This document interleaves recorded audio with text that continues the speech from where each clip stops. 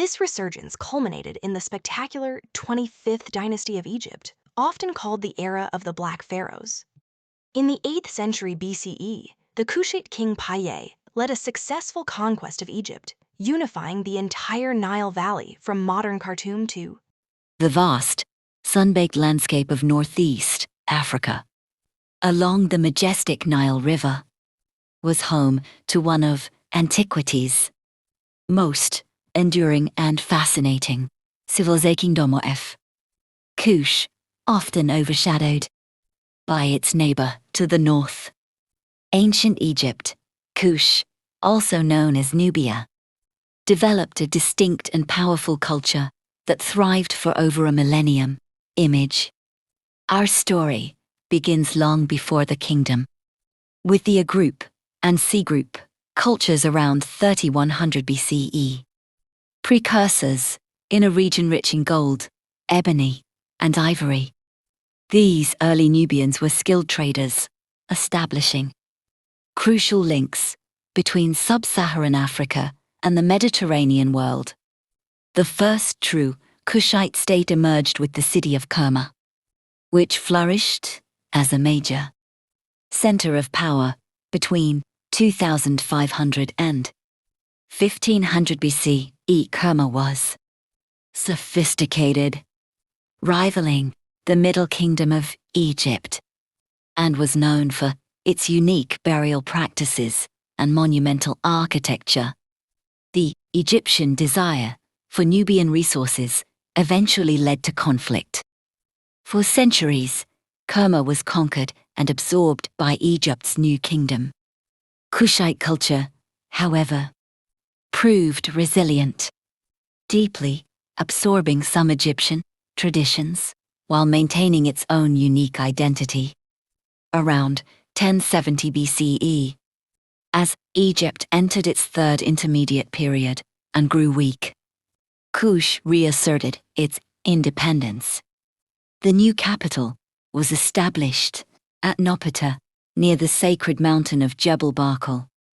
This heralded a new age of Kushite resurgence. This resurgence culminated in the spectacular 25th dynasty of Egypt, often called the era of the Black Pharaohs.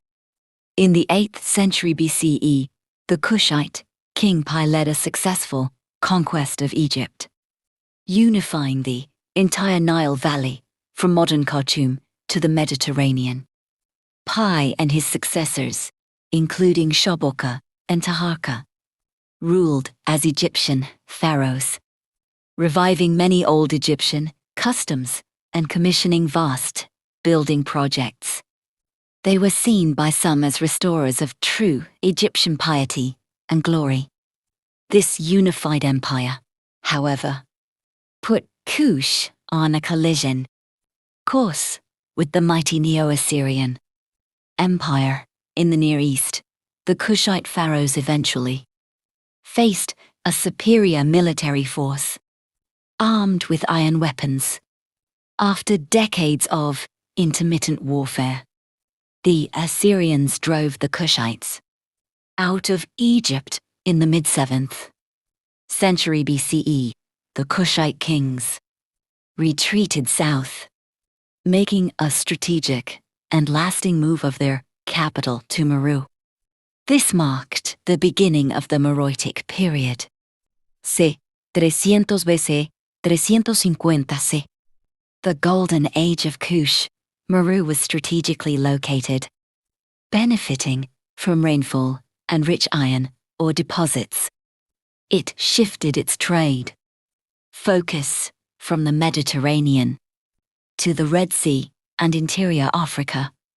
Meru became a powerhouse of trade and industry, particularly famous for its iron production. This era saw the full flowering of a distinct Kushite culture, separate from Egyptian influence. They developed their own. One of the most fascinating aspects of Meroitic Kush was the powerful role of women, specifically the ruling queens known as Candaces or Candake. These formidable women governed, led armies, and negotiated with foreign powers. Guinamani, for example, successfully led Kushite army against the Romans in the 1st century BCE. They even managed to defeat a Roman garrison and negotiate a favorable peace treaty with Emperor Augustus.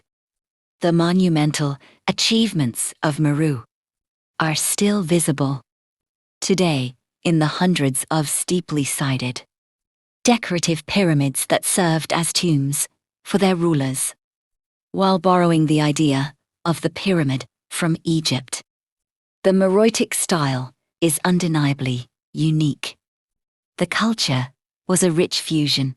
Egyptian gods like Amun were worshipped, but uniquely African deities, such as the lion god Apedmic, also held immense importance, symbolizing a true bridge between the cultures. The wealth and stability of Kush, however, could not last forever. By the 3rd and 4th century CE, the kingdom began a slow, terminal decline. Environmental factors, such as desertification and the weakening of their agricultural base, played a major role. Internal issues, including the fragmentation of royal power and possible civil unrest, also contributed to the weakening. Crucially, the rise of competing powers in the region began to challenge Kushite dominance. The final blow came around 350 CE invasions, particularly by the rising kingdom of Aksum from the south. Devastated Meru, the capital was sacked, and the Meroitic royal line came to an end. The kingdom of Kush was dissolved, but its legacy was not. The region transitioned into smaller successor states, the medieval Nubian kingdoms, which carried on many of its traditions, language, and culture, eventually adopting Christianity. Today, the hundreds of pyramids and vast ruins of Kerma, Napata, and Meru stand as silent witnesses to a sophisticated African superpower, a kingdom that not only rivaled Egypt but, for a time, ruled it. The lost kingdom of Kush remains a vital chapter in global and African history, reminding us of the complexity and glory of the ancient